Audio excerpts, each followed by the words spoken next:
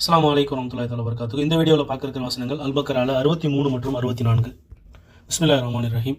வஇதா அஹத்னா மீசாகஹும் வரஃபஅனா ஃபௌகஹுமுத் தூர் ஹுது மா ஆதைனாகும் பிகுவத்தின் வஸ்குரு மா ஃபீஹி லஅல்லகும் தத்தகூன் ثم توليتم من بعد ذلك فلولا فضل الله عليكم ورحمته لكنتم من الخاسرين. இன்னும் நாம் உங்களிடம் வாக்குறுதி வாங்கி தூர் மலையை உங்கள் மேல் உயர்த்தி நாம் உங்களுக்கு கொடுத்த வேதத்தை உறுதியுடன் பற்றி கொள்ளுங்கள், அதில் உள்ளவற்றை நினைவில் வைத்துக் கொள்ளுங்கள், அப்படி செய்வீர்களானால் நீங்கள் பயபக்தியுடையோர் ஆவீர்கள் என்று நாம் கூறியதையும் நினைவு கூறுங்கள். அதன் பின்னும் நீங்கள் உங்கள் வாக்குறுதியை புறக்கணித்து மாறிவிட்டீர்கள். உங்கள் மீது அல்லாஹ்வின் கருணையும் அவன் அருளும் இல்லாவிட்டால் நீங்கள் முற்றிலும் நஷ்டவாளிகளாக ஆகியிருப்பீர்கள். இஸ்ரவேலர்களிடம் இறைவன் சில உறுதிமொழிகளையும் உடன்படிக்கைகளையும் வாங்கியிருந்தான்.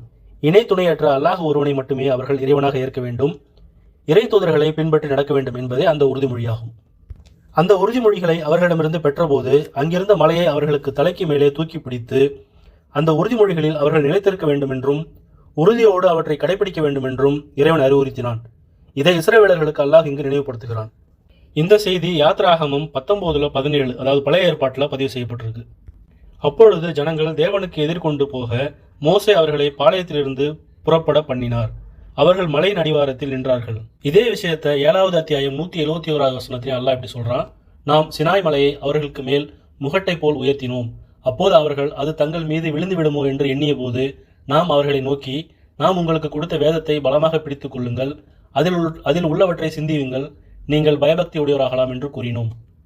சுத்தி ரஹ்மத்துல்லாஹி அலைஹி அவங்க என்ன சொல்றாங்கன்னா, இஸ்ரவேலர்கள் சிரவணக்கம் செய்வதற்கு மறுப்பு தெரிவித்த போது அவர்கள் மீது விழுமாறு மலைக்கு அல்லாஹ் ஆணையிட்டான். அப்போது அவர்கள் அந்த மலையை பார்க்க அது அவர்களை மூடிக்கொண்டது. உடனே அவர்கள் சிரம்படைந்த நிலையில் கீழே விழுந்தனர். பயத்தின் காரணமாக தங்களுடைய முகத்தில் ஒரு பகுதியால் சிரவணக்கம் செய்து இன்னொரு பகுதியால் அந்த மலையை பார்த்து கொண்டிருந்தனர். அப்போது அவர்கள் மீது இரக்கம் கொண்ட அல்லாஹ் அவர்களை விட்டு மலையை அகற்றினான்.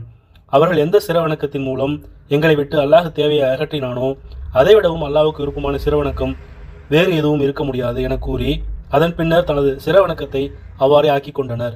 இதே அல்லாஹ் தூர் மலையை நாங்கள் உங்களுக்கு மேல் உயர்த்தினோம் அப்படின்னு சொல்றான். அதே போல உங்களுக்கு நாம் வழங்கிய வேதத்தை பலமாக பற்றி கொள்ளுங்கள் அப்படிங்கிறதுக்கு என்ன அர்த்தம்னா, நாம் உங்களுக்கு வழங்கிய வேதத்தை சிரத்தையுடன் பற்றி கொள்ளுங்கள், இல்லையே அந்த மலையை உங்கள் மீது போட்டு விடுவேன் என்று அல்லாஹ் கூறினான். அவ்வாறே அவர்கள் தமக்கு வழங்கப்பட்ட வேதத்தை பலமாக பற்றி கொள்வதாக ஒப்புக்கொண்டனர் அப்படின்னு கத்தாதா ரஹ்மத்துல்லாஹி அலைஹி அவங்க விளக்கம் அளிக்கிறாங்க. அடுத்ததான் அந்த வசனத்துல அதில் உள்ளவற்றை சிந்தியுங்கள் அப்படிங்கிற ஒரு வாக்கியம் வருது. தௌராத் வேதத்தில் உள்ளவற்றை ஓதுங்கள், அதன்படி செயல்படுங்கள் அப்படிங்கிறது தான் இதோடைய கருத்தாகும். ஆனால் அதுக்கப்புறமும் அவங்க என்ன பண்ணாங்கன்னா புறக்கணித்தாங்க. அதுதான் அல்லாஹ் என்ன சொல்கிறான், அதன் பின்னரும் நீங்கள் புறக்கணித்தீர்கள் என்று அல்லாஹ் தெரிவிக்கின்றான். அதாவது மகத்தான உறுதி வாய்ந்த இந்த உறுதிமொழிக்கு பிறகும் நீங்கள் அதை புறக்கணித்தீர்கள், அதை முறித்து கொண்டு அதிலிருந்து பின்வாங்கினீர்கள் அப்படின்னு. அல்லாஹோட அருளும் அவனது கருணையும் உங்கள் மீது இல்லைன்னா இழப்புக்கு உள்ளவர்களாக நீங்கள் ஆயிருப்பீங்க அப்படின்னு அல்லாஹ் இங்கே சொல்கிறான்.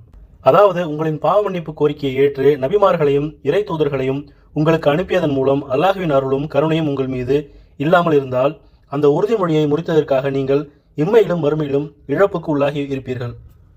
மேலும் ஒரு வசனத்தோடு உங்களை சந்திக்கின்றேன் இன்ஷா அல்லாஹ். அஸ்ஸலாமு அலைக்கும் வரஹ்மத்துல்லாஹி தஆலா வபரகாத்துஹு.